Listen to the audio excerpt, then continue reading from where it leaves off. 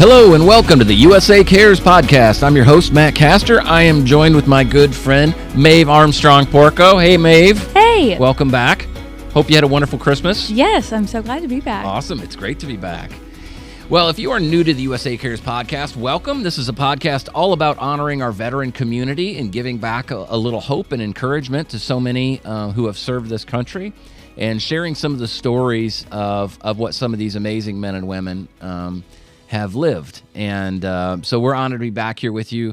Maeve, if anybody didn't hear the last episode with Marge, it was incredible. they got to check that out. Yeah. Right? That's one of my faves. Oh, she was great. And you know, we were talking about we could just kind of sit back and listen to her stories all day long. Right. She carried it. Oh, it was so cool. So definitely check that out. There's lots of great episodes on there. There's some episodes with military leaders. There's episodes with some senators and some other people. So definitely go back through the archives, find some of those older episodes and check it out and hit that subscribe button and make this part of your regular routine. Want to give a big shout out to our friends at Hardee's and Carl's Jr. Thank you for all your support throughout the year. The Stars for Heroes campaign this year was off the charts. Yeah. I think they exceeded the year before by like $100,000. So it was amazing. I'm going to get this wrong, but I think it was like $866,000 that they raised for us this year. You can check on our website to make sure the numbers are right. Thank you. But Those numbers might not be exact, but I'm not a detail person, maybe. So, but a big thank you to Hardee's and Carl's Jr. If you're going to go out to eat, spend some money with a place that's giving back to the veteran community, and Hardee's is doing that. So definitely go check that out. Also, big thank you to our friends at McClellan Integrated Services and Roller Die Informing, who have always been there to support us. So, all right, Maeve, why don't you introduce our guest today? yeah, today our guest is a Purple Heart recipient, a Marine Corps veteran, and a University of Kentucky, which I'm most excited about, grad. And he is here to tell about his story today. Hi. Hey, well, thank you. Welcome. So much thank you so much for having me here today. I hope we didn't just alienate the whole U of L community. You know what? They'll get over it. They'll be all right. They'll be all right. Well, Joey, welcome. Thank you Yeah, so much. we are honored to have you. So happy to be here. Yeah. So you, a Marine. Correct. I stopped saying were. You are, correct? Once Marine, Okay. always Marine. Absolutely. What got you on your journey in the military? What got you started, and what made you want to get going in that life? Yeah, so, I grew up after being adopted in a big family with 7 children. Wow. And my parents, having adopted all 7 of us, my dad was a Vietnam Marine veteran, and he was in Way City and Tet Offensive. Wow. And, so just the stories growing up and the camaraderie and the sacrifices that was required of those who served during that time, I had kind of always felt the drawing to go into military service. And then it wasn't until after 9/11 that I think when it solidified that was my purpose during that time. And so I decided I wanted to graduate high school in 3 years. After my sophomore year, I went into a homeschool program. I completed 2 years in one, and then off I went into my new life, my new journey. So They adopted 7 children? yes. That's insane. Yes. So That says a lot about them, that they would alter their lives to take care of 100%. all these kids. Well, and so, they wanted to have kids. For whatever reason, they couldn't.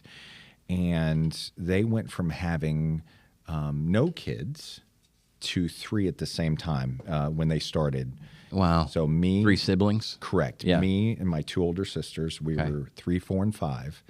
And so they were contacted by the adoption agency and said, "Hey, if you would like, we have 3. We don't have 1. We have 3." And they said, "We can't let these kids down. We have to take them." And That's awesome. Wow. That's amazing. Not a lot of people would accept that. Yeah. I wonder myself, could I, even go above and beyond to do something as selfless as that? And What a great example they set for you guys. Absolutely. I mean, that's so cool. And then you add in his military service as well. Correct. Yeah. Wow. And so, they gave us an amazing life growing up in Naples, Florida. Yeah. And then, we traveled. My dad managed movie theaters. My mom, she worked as a transcriptionist most of the time in hospitals. And so they worked very hard to give us a very good life and, point us in the right direction. Wow. Is it just you that served, or other siblings as well? It was just me. I was the only one, yes. Wow. Yeah. And you went when you were 17? Yes, I joined, I'm going to say it was 2 weeks after my 17th birthday. Wow. Wow. Went to boot camp a couple months later. And how was that experience? In boot camp, being the youngest, 17, it was daunting. Thankfully, I was in Royal Rangers, which is essentially like a Christian Boy Scouts. Yep. So some discipline was instilled, in that capacity. My father, he obviously instilled a lot of discipline in me. And then I was in JROTC in high school for 2 years. And so, I had an understanding of what was expected. And I had watched a lot of military movies and, Full Metal Jacket, if you will. Yep. So that's what I thought it was all about. So you knew you were going to get your butt kicked for a while. Exactly. And my dad, he used to tell me to clean my room. And if it wasn't clean by the time he came back, then he would just, dump some things and flip some things and say, okay, now you have a new time limit. So by the time I got to boot camp, I thought, you're telling us to dump our footlockers. Is this all you got? Like, I've been doing this my entire life. So That's awesome. That's awesome. So you get through that. You were deployed? Yes. About 5 times. Yeah. Wow. Absolutely incredible. And always to Afghanistan or Iraq? No. So I deployed to Iraq first. My first duty station, actually, I was in nuclear weapons security. Okay. In Bangor, Washington. Wow. And that's actually where I met my wife when I was 19 years old. And I met her, and I had gotten orders to the East Coast from close to Seattle, Washington. And when I got those orders, I thought, there's no way I'm leaving you in Washington State. And so you're coming with me 3,000 miles away. So we ended up getting married very young. And we ended up going to Camp Lejeune, North Carolina. Yeah. And shortly after I deployed, during that time, we were expecting our youngest, who's now 18, and she's expected to go to University of Kentucky next year. I'm pretty proud of that. Okay. She got an offer from both U of L and UK. And I looked her dead in the face and I said, I think you know what the right answer to this should no be. Pressure, but No pressure. Otherwise, it might get weird. So anyway, so she was born a month before I deployed to Iraq. Yeah.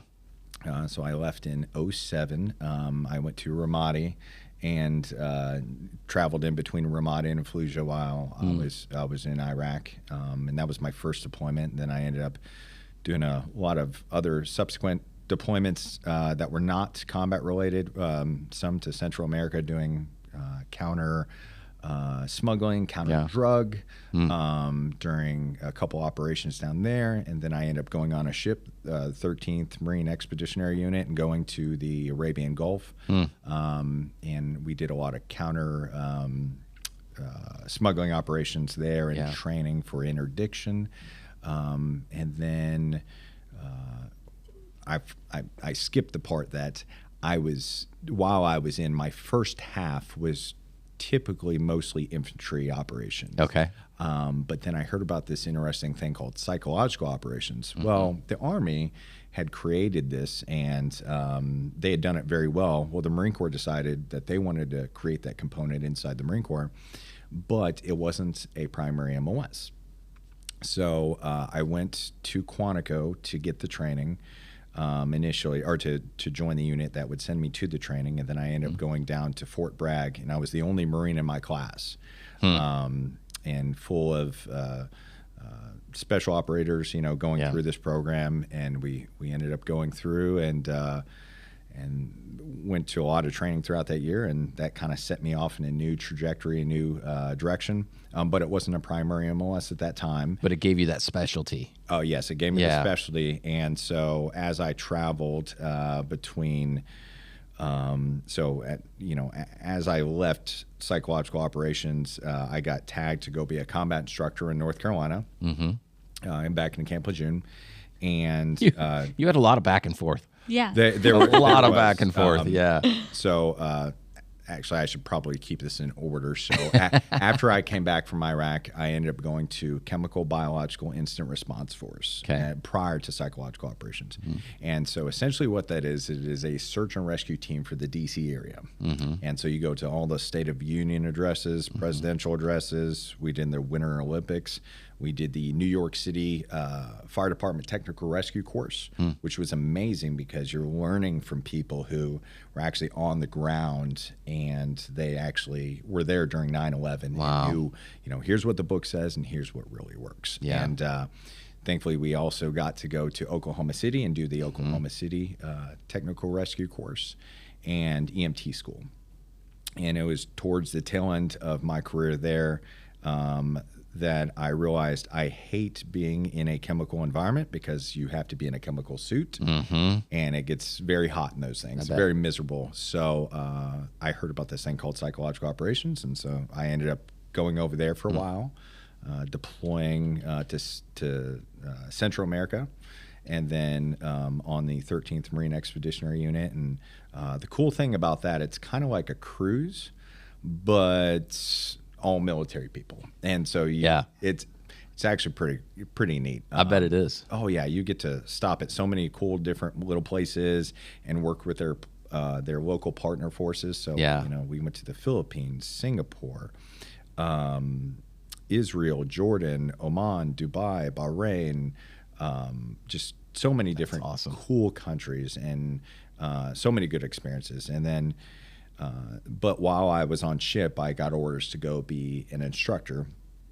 to go teach weapons and tactics employment back in Camp Lejeune. So I had to come back and went back again. Oh my God! Yeah. So I had to come back and leave Quantico, go back down to Camp Lejeune, and teach students. So 440 students a month on weapons and tactics employment. And so I did that for about 3 years. Ending out as a chief instructor at the end, where I was in charge of 440 students and 25 instructors, and I just had an amazing time. Wow. Almost teaching students just how to be very resilient in very harsh environments, and how to create muscle memory in things they do. So that way it would hopefully help increase the survivability of them during a combat situation should they ever deploy. Was that teaching more rewarding than the things you did on your own? Like, did you get, some people really get into the teaching and some people are more like, just let me go be boots on the ground and go do my thing? It was a different type of rewarding, yes. So I would, when I look back at the glory days, if you will, I look at all the very cool things I did in different countries. Yeah. And then I look at that and I realize I felt invincible in that environment because physically, you're uncomfortable and you're cold and you're wet and you're hungry and you're tired. Or you're just physically drained, but your mind, you end up turning it off because you want to almost appear like a superhuman in front of these students because if you go maternal, they will too. And, I would run into students later on when I left that assignment in different areas, and they would just give me this look like, you are the guy who made my life miserable for a short amount of time, but taught me how to be a man. So very That's rewarding awesome. duty station. And so at the conclusion of that, I was offered to go to Kaneohe Bay, Hawaii. Okay. Very harsh environment. Yes, Sure. poor thing. We're feeling terrible for you. Yeah. And so, so at this point, we had 3 kids. So my oldest, who was born in North Carolina, my second daughter, who was born in Maryland, while I was in the Instant Response Force. my son was born while I was a combat instructor in North Carolina. And then we get to Hawaii, and I'm doing workups for a deployment to Okinawa, Japan. And I tell everybody that out of all my deployments, that was probably my toughest, because you're not really in a combat environment. You are in an environment where you have some flexibility to go out and do things in the local city, but idle hands, sometimes Marines, they get bored. And so they go out and explore the local community. Right. And if alcohol is involved, normally they try to start a ruckus. Yeah. And me as a unit leader at that time, I had to do a lot of mentoring, a lot of trying to... Hey, maybe don't do that again. Exactly. And so that was a difficult 6 months of trying to make sure we keep our noses clean as a unit. And it was towards that, or was on that unit deployment, that I got orders back to psychological operations, because it was being established as a primary MLS for the Marine Corps. And so it was during that time I got orders back. We found out we were pregnant with our fourth child, our which is a girl, and so our number 3 is our boy, actually.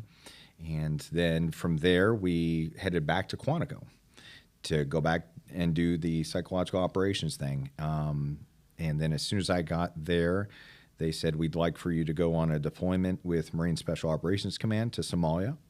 And the first thought I thought was, I didn't even know we had people in Somalia,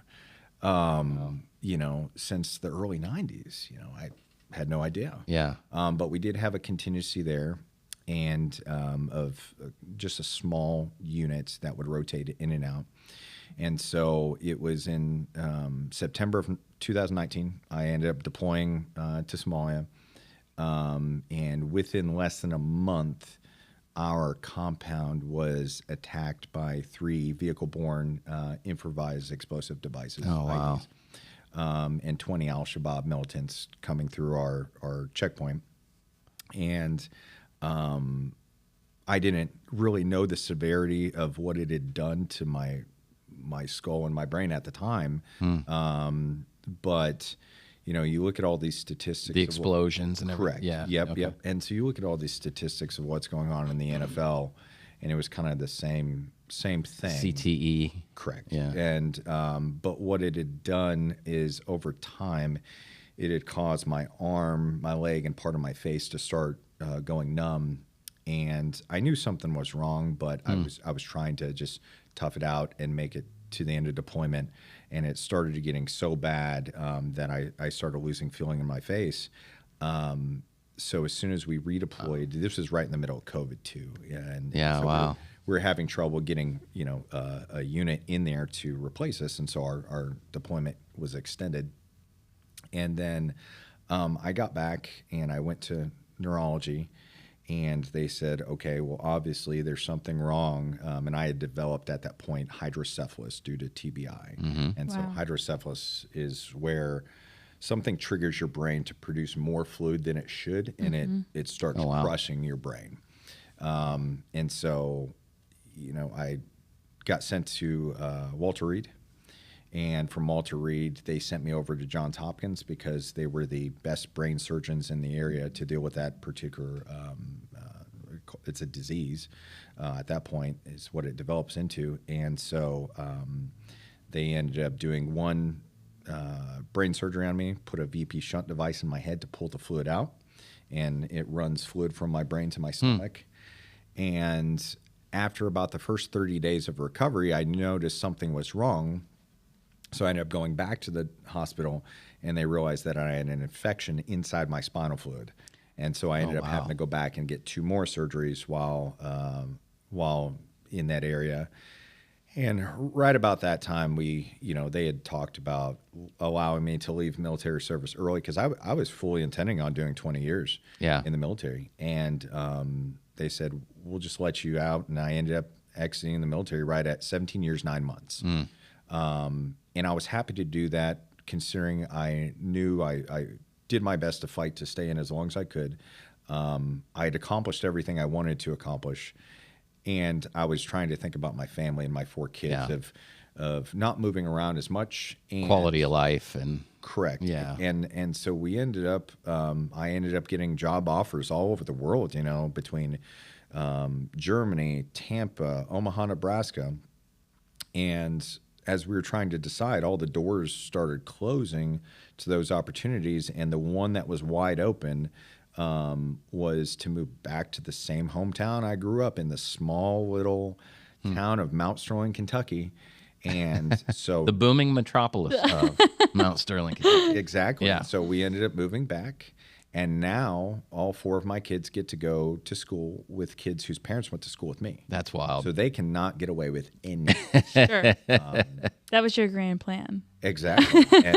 And so, you know, it's really awesome because I see all these people and I know I recognize their face. Yeah. And then I end up talking to them. I say, we went to high school together.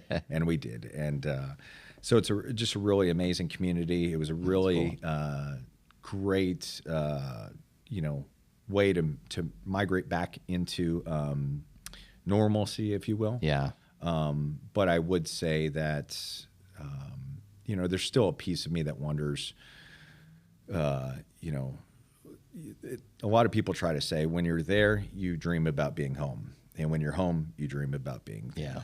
And so there is a part of me that misses serving in that capacity. Mm-hmm. So because of that, I decided, well, what can I do to serve in a different capacity? So, Right.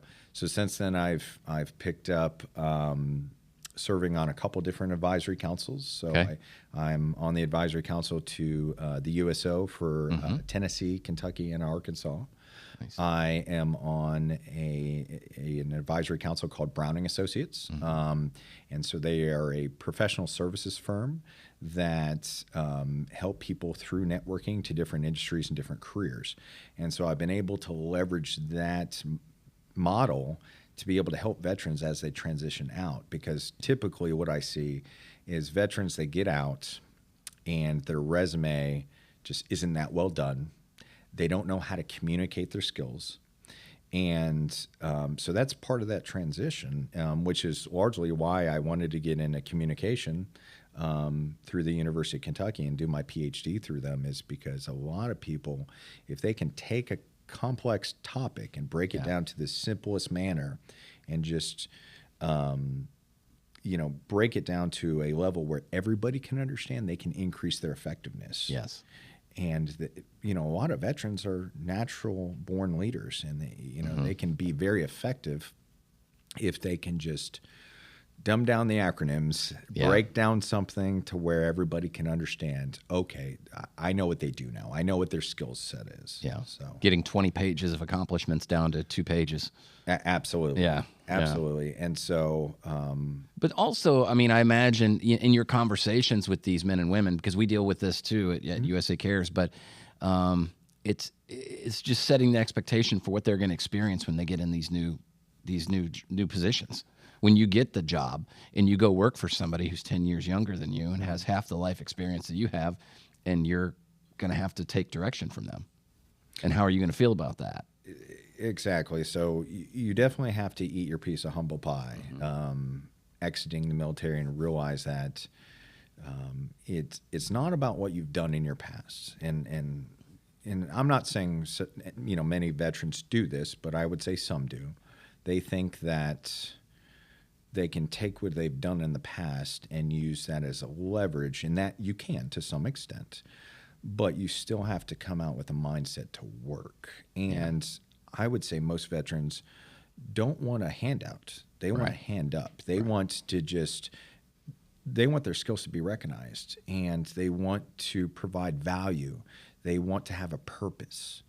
And most of the veterans I've seen that are struggling are those who forget their purpose. They think the military was their only purpose. Then they leave and they can't find their new purpose. Yeah. And for different people, it could be different things, and they just need to find out what that is. And what I've found as a purpose is not only in my family, it's in my workplace, where I get to see people come home to their families every single night due to the safety mechanisms that we've created in the mining and industrial space. Yeah. So essentially safety equipment. Mm-hmm. But I also like to stay involved with veterans in different organizations to be able to give them hope, and let them know if people like myself can do it, if people like my good friend Matthew Bradford, who's missing both his legs and his eyesight, amazing, go out there and say, there's still hope. I still have a purpose.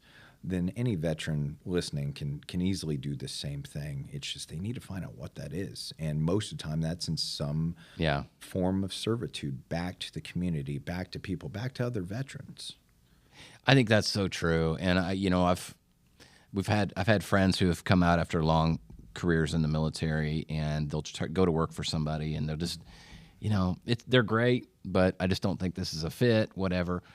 And I swear half the time they find their purpose in helping elderly people in their neighborhood, or helping, you know what I mean? Yeah. Helping with a community service project or doing something like that to fill that hole, to fill that desire to give back that they have. Because it just doesn't go away as soon as you leave the military. No, there's definitely an itching to feel like you are making a difference in some capacity. And some people, they find that calling in hunting, in nature. And, one thing I think that's helped me in my transition was my last duty station was in Quantico, D.C. And I'm not sure if you've ever been on Interstate 95, but it's not the most comfortable place in the world. And 5 minutes down the road could take you 5 minutes, could take you 5 hours. Right. And so moving back to Kentucky and actually magically getting to places when my GPS says I'm going to get there. 15 minutes to anywhere, right? Yeah. Exactly. Yeah. That's what I love about being back in the bluegrass. But helping other people, so I am the leader for a men's group for our church, the Refinery Church in Mount Sterling, Kentucky. Yep. And over half of our congregation has had some sort or form of addiction or have been imprisoned. And so helping these men, I felt was my calling after I was laid up in a hospital in Johns Hopkins, and our entire men's group in Virginia came to my side and did things that, I should be doing as a man, but I couldn't while I was in recovery. So cutting my grass, making food, doing things that I would do as a man, they came by my side to help me. So it was almost at that point in the hospital bed that I felt a calling to help men in their journey, because not exclusive to veterans. I obviously that would take priority over me trying to help veterans any day of the week. Right. But in the meantime, I still love helping men, because I know if I can target the man who's the family and the leader of their household, then most of the time, 90% of the time, the family will fall on trace and they'll see recovery. You hit on something here, though. I think that being involved in a community church and being, having that foundation especially when you're coming from something that you've known really well, going towards something you don't know as well, having the foundation of a community church is an enormous thing.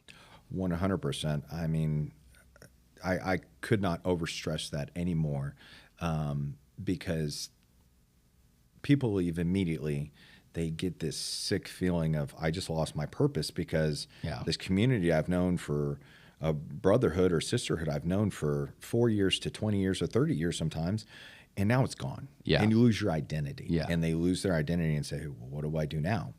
Well, the go-to is, the VA told me to take all these meds. And I'm not bashing on the VA. I think that this state has by far one of the best VAs in the entire nation. And I would say that any day of the week, I'm proud to be part of the VA. And every time I go in there, especially the Lexington, Kentucky VA, it's second to none. I don't think there's a hospital out there that can touch it. However, sometimes people feel just because they're prescribed something that's going to be the fix and that they need it. And sometimes they do. And in those situations, I think that's between you and the provider, and you should take it to get to where you need to be. But sometimes it's through storytelling. Sometimes the recovery you need is just getting your story out there with other veterans. And it's kind of like the repetition that I talked about when I was a combat instructor. Shoot, move, and communicate. And the more you do that, it becomes muscle memory. So that way, when you are in a situation, just like Marge spoke about in your guys' podcast, it becomes muscle memory of how you react to things. And so you treat every event almost like a mission versus something that you're kind of just lost in what to do. Yeah, and so if you can get to the point where you can tell your story over and over and over, then eventually it just becomes something that you're accustomed to telling, and it becomes a lot easier. Yeah. It's not a burden you're carrying. It's something that you start. And we experience that on the podcast too. People come in here and share a story that maybe they haven't, and then we'll turn the microphones off and they're like, I actually feel a lot better. Yeah. Oh, yeah. I've never told someone that I've never before. told somebody that story, but they'll say it on the podcast, but they couldn't say it with somebody one-on-one. So it's pretty wild when you get into those situations where you can bare your soul a little bit, and how freeing that is. Absolutely. And I had the privilege last summer to introduce Lieutenant Colonel Scott Mann. So he's a former Green Beret, and he wrote the book, The Pineapple Express. The Pineapple Express, it was this underground railroad, almost communication network that was uplifted via the Signal application, which is very close to WhatsApp. And it was used when the fall of Afghanistan, and we realized that all of our interpreters and their families were still in Afghanistan. And a lot of operators and military members wanted to know, what are we doing to get them out? Because they were in danger and threat of Taliban being executed. And so what he did was he used that application to be able to help move people in this underground to get them out safely. But when he came back to the U.S., what he talks about and what he lobbies for is storytelling. So he went to Broadway and just learned how to speak. Wow. And he talks about how powerful storytelling is to the recovery of every veteran who's ever been in a combat environment, because it allows you to just be able to say the words. So, wow, that's incredible. So when you speak to groups, or you'll meet with groups, or you'll speak to, you said high school students, some other things like that. What's some of the feedback you get? Do people come up and talk to you afterwards? Do they like, what kinds of things what kind of feedback do they give you? Yeah, so I mean, I've been told that I get very motivational when I'm not sitting behind a podcast, when I'm actually speaking to a large group. I try to interact with the crowd a little bit and walk around. And one of the main things I bring up, Nick Saban actually, I can't take full credit. He said this, but it's super powerful and it's stayed with me. Is Nick Saban during one of his press conferences talks about watching the movie We Were Soldiers. And in that movie, towards the end, Tom Hanks, he was shot and he was in the process of dying, and Matt Damon goes over to him, and Tom Hanks tells him and whispers in his ear, and he says, "Earn this." And then he doesn't realize until he gets, or most people don't realize watching it until they get to the gravesite at the end where he's an old man. Oh, this is Saving Private Ryan. Yes, what did I say? We Were Soldiers. Oh, apologize. Yeah, Okay, no. That's okay. Yes, Saving Private Ryan. Yep. Okay.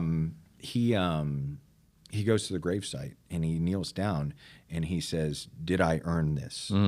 And I think that's what it's all about, is understanding there are people who made the sacrifice and were unable to come back. And there are people whose limbs are still overseas. There are people who made some big sacrifices. And so we owe it to them to go out and live life to the fullest. I have a good buddy. Amen. His name's James Finney. He's a Marine Corps gunner. He's still active duty. And one of the most resilient people I know, and he was in 3-5, which is called the Dark Horse. They went to sang in Afghanistan in 2010, which was ridden full of IEDs everywhere, and their unit ended up losing 25 guys, and that was just the KIA. WIA was, I think, close to 200.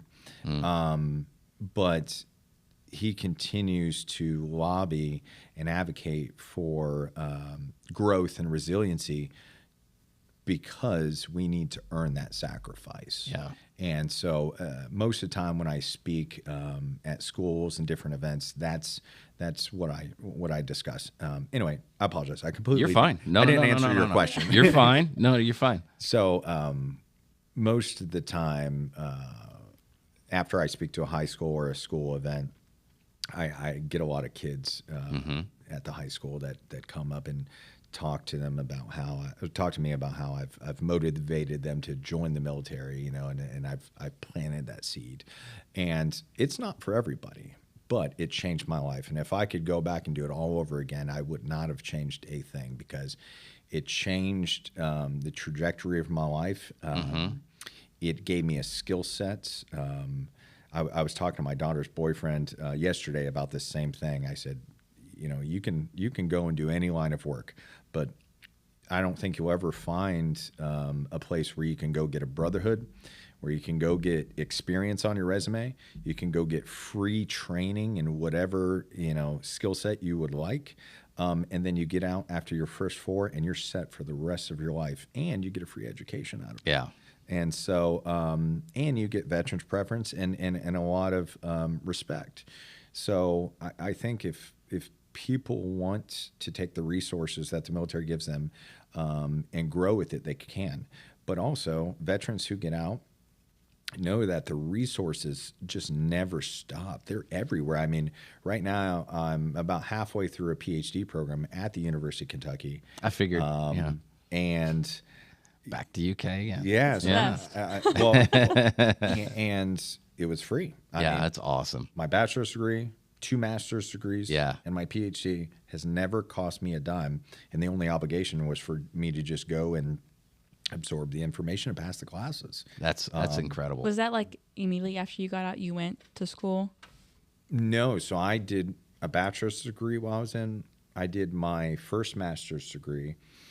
And then I think I started half of my second master's degree while I was in. So I kind of had my favorite movie growing up was Rudy. And so my Rudy dream, instead of it being Notre Dame, was to be a Kentucky Wildcat. Yep. And so I, after I finished with National University, so I got a bachelor's in Homeland Security. I got a master's in human behavior. And then I decided to do a master's in information communication technology at UK. And then after I finished that, I said, well, might as well just keep going. It's free. You can get a PhD. And many people who know me and don't know that I have this much education, they say, you don't really talk at that level. And that's on purpose, because back to the simplicity, if you can take a complex topic and break it down as simple as possible, you can radiate influence and understanding and clarity so much more. And so that's, I apologize, I didn't answer your question either. What was the question again? When did you start going to UK? Like you got out 17 years? So I moved back here in 22, so it was a year before, so 2021. It was right after I had fully recovered from my surgery is when I started back, or my last brain surgery is when I started back. Gotcha. Yeah, which was a challenge in itself to get back into the swing of things. And I realized that my memory is not what it used to be, and I wasn't sure if it would ever be good ever again. And so what I did was I started writing everything down. And even in my office today, so I'm a director of communication for Matrix Design Group, a mining safety firm, and our parent company is Alliance Coal. In my office, I have whiteboards all over. I write everything down. And it just, that reminder and that trigger that, you need to do this. And same thing on our refrigerator. I have a task list. I have a calendar. I have duplicates with electronic calendar reminders. And I think doing things like that just help with memory and eases frustration, I'm sure. Oh, 100%. And that's what I encourage everybody to do, especially if they've, ever been in a situation where they had a TBI or a brain injury of some sort. Write things down, communicate things, over-communicate things. But also back to the families, being patient, and just understanding that sometimes my wife, she used to say that I have selective hearing or selective. My husband has that too. Weird. Well, it's contagious, maybe. If he had a brain injury. No, doesn't count. I can say, well, that may be it. But, my wife will say, well, I told you this 4 times. I'm like, well, you may have. I just may have trouble remembering. So it gets better with time. And the more you exercise that muscle in your brain, the easier it does get to help recall things. So, Joey, as we wrap up here, I want you to talk to our audience. A lot of them are going through a transition from a military to civilian life. Mm-hmm. Talk to them for a minute as somebody who's experienced that. What advice would you give them? What would you offer to them as they're preparing for this transition or going through it right now?